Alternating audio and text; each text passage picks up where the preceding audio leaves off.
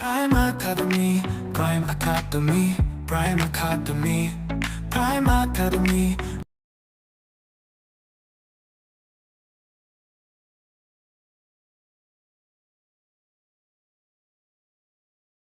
SIP करने के लिए आप सभी के पास में एक डीमेट अकाउंट होना चाहिए। तो एसआईपी में इन्वेस्टमेंट करने के लिए जैसे कि इस वीडियो के अंदर हम एंजल वन एप्लीकेशन को यूज करने वाले हैं। किसी भी एप्लीकेशन के जरिए आप इन्वेस्ट करोगे सेम प्रोसेस होने वाला है।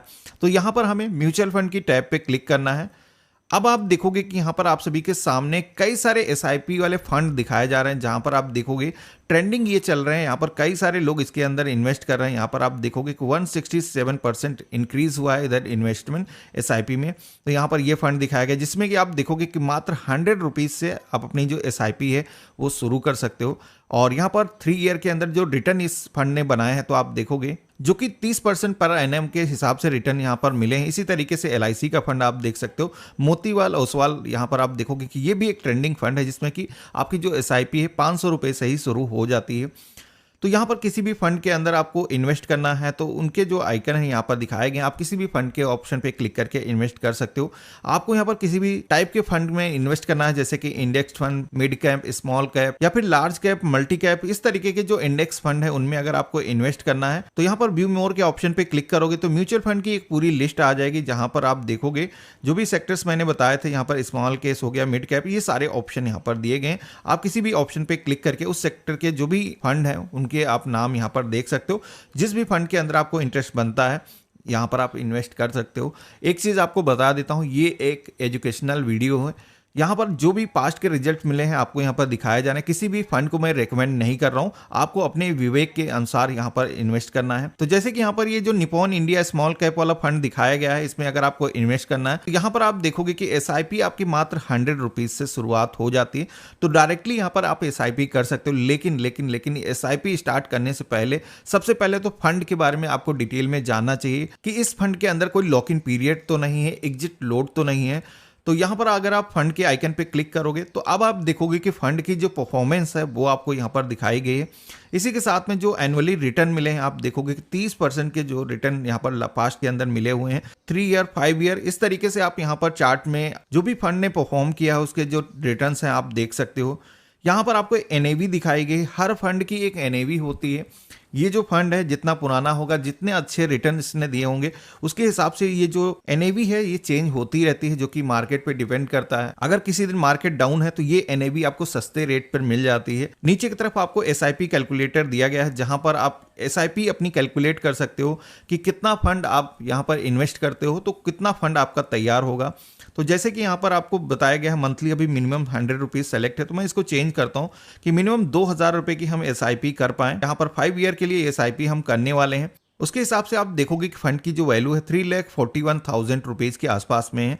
तो यहाँ पर आप इस तरीके से आकर के जो भी आप अपना डिजायर अमाउंट एसआईपी करना चाहते हो, ये यहाँ पर मैंने 5 ईयर के लिए लिया है। आप ड्यूरेशन जितना बढ़ाओगे उतने अच्छे आपको यहाँ पर रिटर्न देखने को मिलते हैं। अब नीचे की तरफ आओगे तो यहाँ पर इस फंड से रिलेटेड कई सारी इंपॉर्टेंट इंफॉर्मेशन आपको जानने को मिल जाती है, जिसमें कि इस फंड की जो एज है वो कितने साल हो चुकी है। तो अभी आप देखोगे इस फंड को लॉन्च हुए 11 ईयर हो चुके हैं। इस फंड की करंट में टोटल वैल्यू कितनी है, करोड़ में यहाँ पर दिखाई गई है। लॉक इन पीरियड तो नहीं है, तो यहाँ पर ये चीज आपको ध्यान रखना, जब भी आप एसआईपी के अंदर इन्वेस्ट कर रहे हो तो यहाँ पर लॉक इन पीरियड नहीं होना चाहिए। नहीं तो अगर आपको कभी भी पैसे विड्रॉल करना है तो आप विड्रॉल नहीं कर पाओगे। यहाँ पर आप देखोगे कि नील है, तो हम ये जो पैसा है कभी भी अगर हमें जरूरत पड़ जाती है हम निकाल सकते हैं। लेकिन यहाँ पर एग्जिट लोड दिखाया गया है, तो यहाँ पर अगर आप ये जो पैसा है 1 साल के बाद में निकालते हो तो कोई भी एग्जिट लोड यहाँ पर नहीं लगेगा।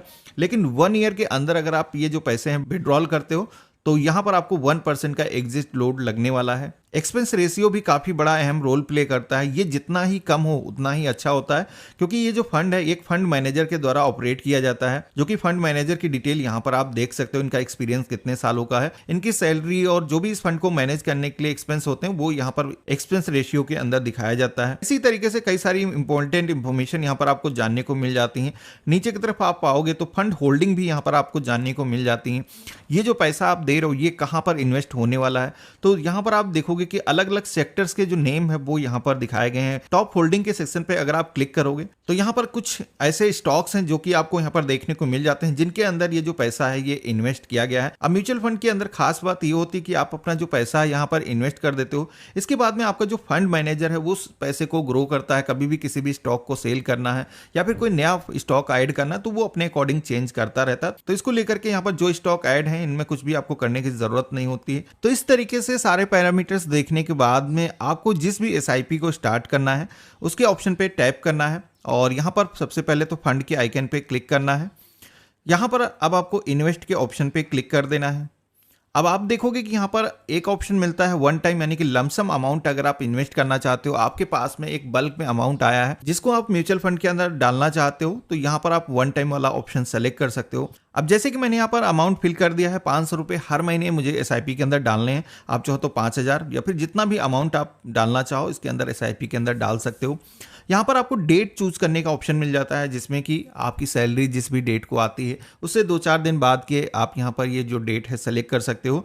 यहाँ पर आप देखोगे कि मेन जो कंसर्न आप सभी का रहता है कि ये जो अमाउंट है हम कभी भी विड्रॉल कर पाएंगे। तो यहाँ पर आप देखोगे ये जो पैसा है जब भी आपको ज़रूरत हो विड्रॉल कर सकते हो, कोई लॉक इन पीरियड नहीं है, किसी भी टाइम आप कैंसिल कर सकते हो। आपको आगे की एसआईपी नहीं जमा करना तो आप कैंसिल भी कर सकते हो। पेमेंट करने के लिए फ़ोन पे, गूगल पे, इसके अलावा नेट बैंकिंग के ऑप्शन आते हैं। तो जिस भी मेथड से आप पेमेंट करना चाहते हो आपको यहाँ पर सिलेक्शन करना है। हमने यहाँ पर पे के ऑप्शन पे क्लिक किया है तो आप देखोगे कि अब हमारे सामने अकाउंट का सिलेक्शन का जो पेज है वो आ चुका है। यहाँ पर आपको एक चीज़ ध्यान रखना है कि ये जो पेमेंट है आपके उसी अकाउंट से होने वाला है जो डीमेट अकाउंट से लिंक है, नहीं तो आपका जो ट्रांजैक्शन है वो फेल हो जाएगा। तो यहाँ पर राइट अकाउंट का सिलेक्शन करना है अगर आपके एक से ज़्यादा अकाउंट है। पेमेंट सक्सेसफुली हो चुका है। यहाँ पर आप देखोगे कि ये जो ट्रांजैक्शन रिसिप्ट है जनरेट होकर के आ चुकी है। यहाँ पर आप देखोगे कि ये जो ऑर्डर है एक्सचेंज के पास में जा चुका है। यहाँ पर जो भी यूनिट अलॉट होंगी उसके बाद में हमारे पोर्टफोलियो में अपडेट होंगी। यहाँ पर एक्सपेक्टेड डेट आपको दिखाई गई है। यहाँ पर जब भी आप ऑर्डर प्लेस कर रहे हो तो एक चीज़ ध्यान रखना है कि 3 बजे से पहले अगर आप ऑर्डर प्लेस करते हो तो सेम डे में जो भी प्राइस डिसाइड होगा उस प्राइस की एनएवी आपको अलॉट हो जाएगी। 3 बजे के बाद में अगर आप अपना ऑर्डर प्लेस करते हो तो नेक्स्ट डे में जो भी एनएवी का रेट होगा उस रेट पर आपको अलॉटमेंट होगा। तो यहाँ पर इस तरीके से ऑर्डर प्लेस करने के बाद में आपको यहाँ पर एक ऑटो पे इनेबल करने का ऑप्शन दिखता है। ये करना बेहद ही ज़रूरी है। जैसे कि यूपीआई के जरिए है हमने सिलेक्शन कर दिया है। यहाँ पर आपके अकाउंट से 1 रुपये यहाँ पर कट होगा अकाउंट वेरिफिकेशन के लिए। यहाँ पर भी आपको अपना जो मेन अकाउंट है जो कि आपने डीमेट अकाउंट से जोड़ रखा है उसे ही आपको सेलेक्ट करना है। ऑटो पे इनेबल करने के बाद में आप सभी लोग दोबारा से अपने डैशबोर्ड पर आ जाते हो। यहाँ पर आप सभी का जो ऑर्डर है वो आपको देखने को मिल जाता है।